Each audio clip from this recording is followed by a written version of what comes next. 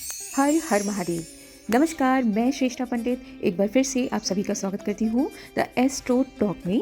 आज हम बात करने वाले हैं धनु राशि की।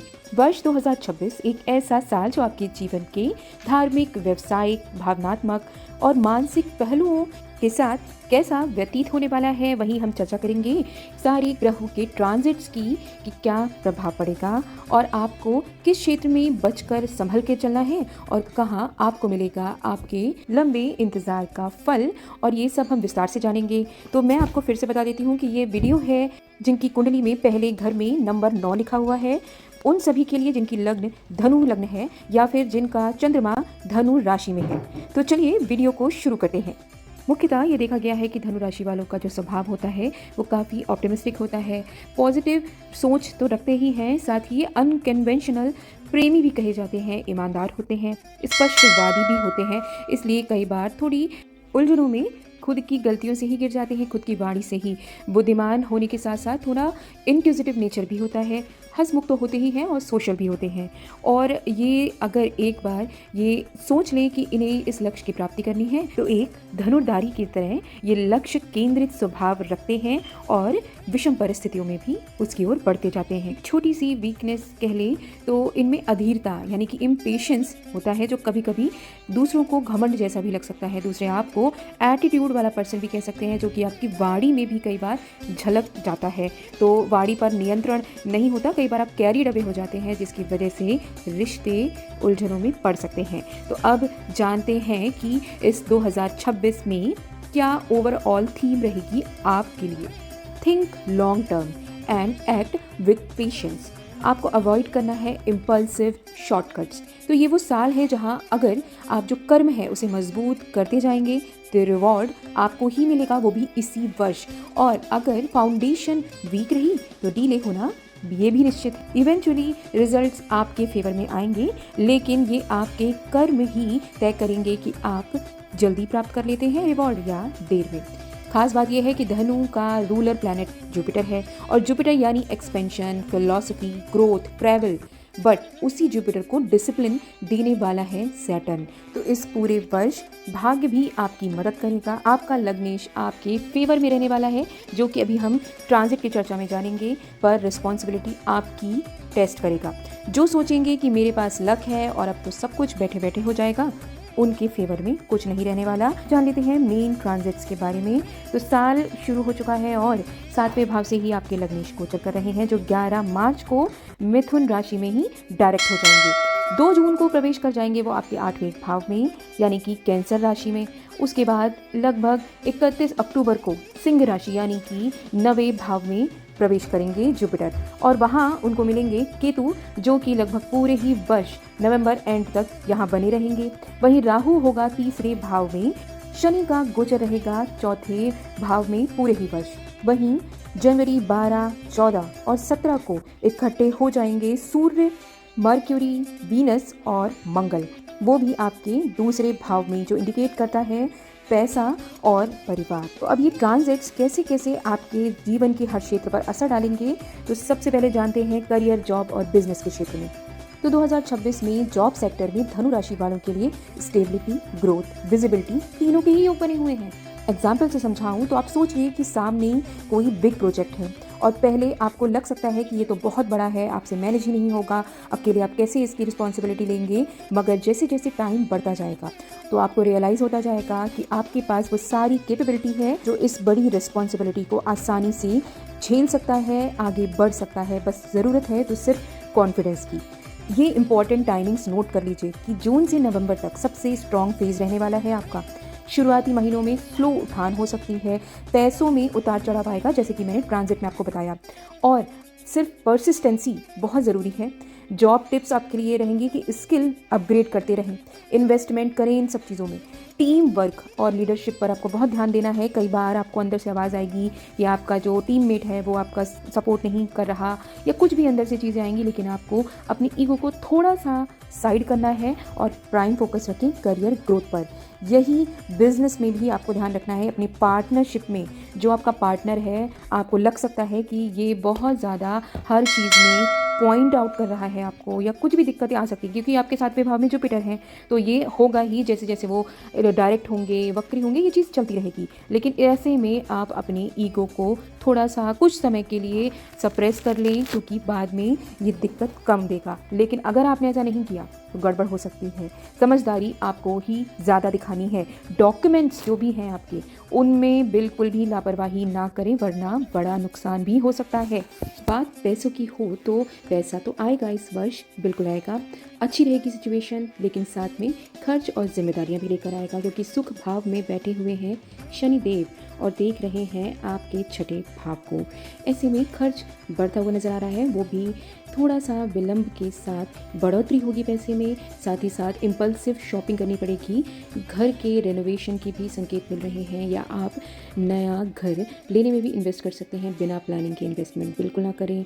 डॉक्यूमेंट्स आदि देखकर ही सारी चीज़ें निश्चित करें, और स्मार्ट मनी हैबिट्स आपको अपनानी चाहिए, जैसे कि small risk big thought.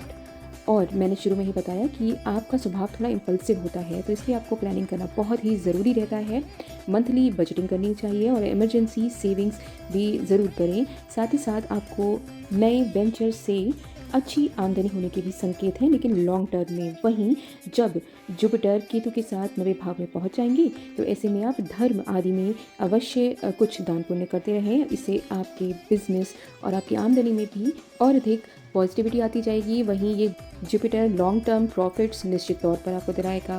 Planning के साथ प्रॉपर्टी या एसेट्स गेन पॉसिबल हैं बिल्कुल इस वर्ष, और ओल्ड ड्यूज या रिसीवेबल्स रिटर्न भी निश्चित होंगे। अब बात करते हैं आपके रिलेशनशिप, विवाह या प्रेम आदि। 2026 में रिश्ते दो तरीके से दिखेंगे आपको। एक तो जो सिंगल लोग हैं उनको जेन्युइन कनेक्शंस मिल सकता है, लेकिन अपने आप को सुपरफिशियल अट्रैक्शन से थोड़ा रोक कर रखें।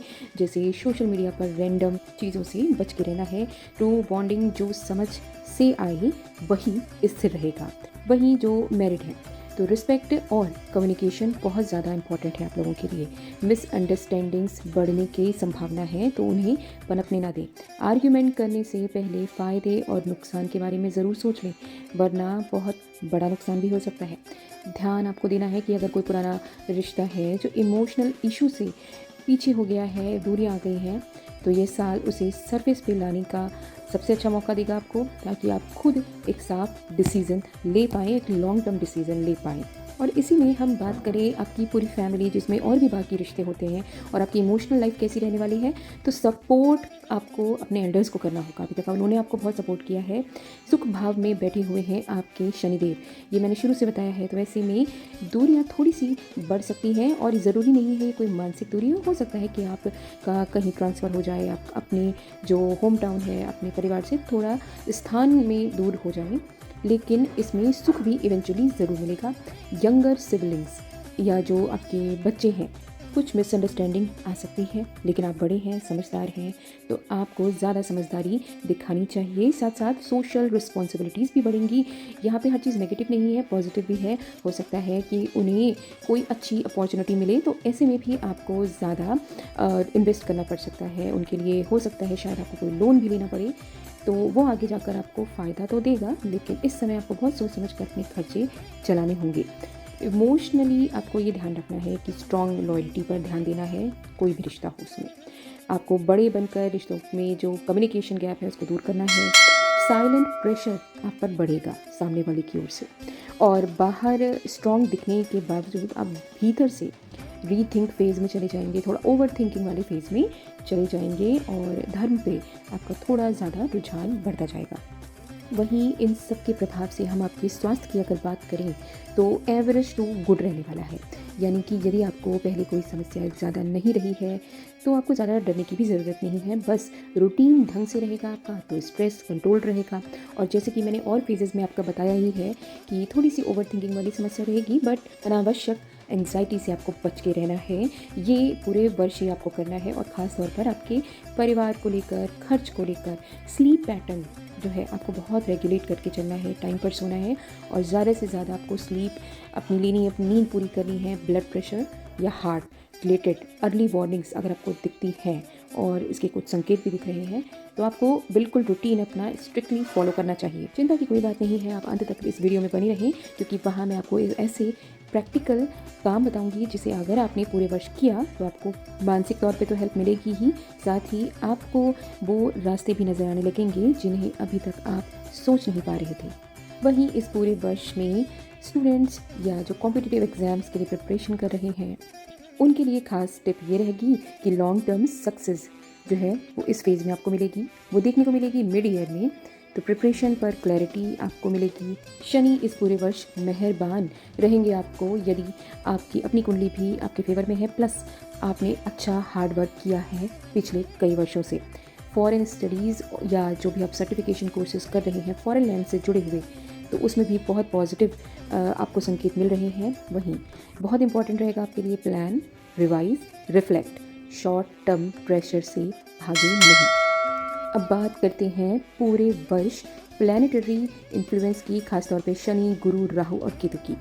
तो जुपिटर जो है वो growth, expansion, travel and learning ये देने के साथ साथ आपको इस वर्ष निश्चित तौर पर बहुत कुछ सिखा कर जाएगा और लॉन्ग टर्म प्रोग्रेस भी देकर जाएगा, चाहे वो रिश्तों की बात हो या फिर आपके कार्यक्षेत्र की।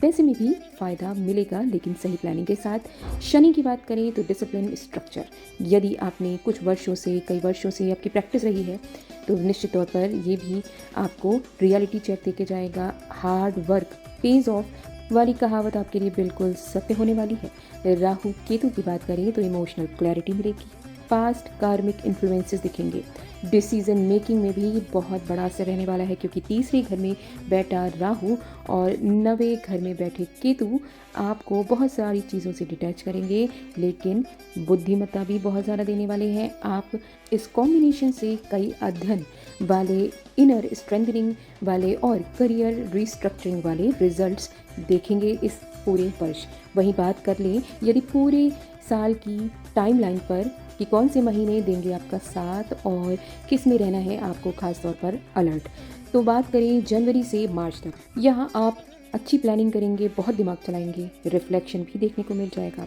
स्लो स्टार्ट होगी। अब बात करें अप्रैल से जून में तो clarity on work, money trend improve हो जाएगा। और बात करें अगर आपकी जुलाई से सितंबर तक की, ये बेस्ट फेज रहेगा। स्कॉर्पियो या मार्स इन्फ्लुएंस देखने को बहुत ज़्यादा मिलेगा। टाइमिंग्स स्ट्रॉन्ग रहने वाली है हर क्षेत्र के लिए, चाहे फॉरेन लैंड से संबंधित हो या घर परिवार से, काफ़ी अच्छा समय रहेगा। वहीं कार्य क्षेत्र का भी, लेकिन बहुत ज़्यादा दिमागी भागदौड़ रहेगी आपको इस समय, जो मैं उपाय अब बताऊंगी आगे। अब बात कर लेते हैं अक्टूबर से दिसंबर की, तो ये समय रहेगा कंक्लूजन का और स्टेबल क्लोजर का। तो यहाँ आप अपने कार्य क्षेत्र में तो अच्छी तौर पे एक उपलब्धि हासिल करेंगे ही, साथ ही जो आपके रिश्ते होंगे वो आपकी समझदारी से भी बच जाएंगे।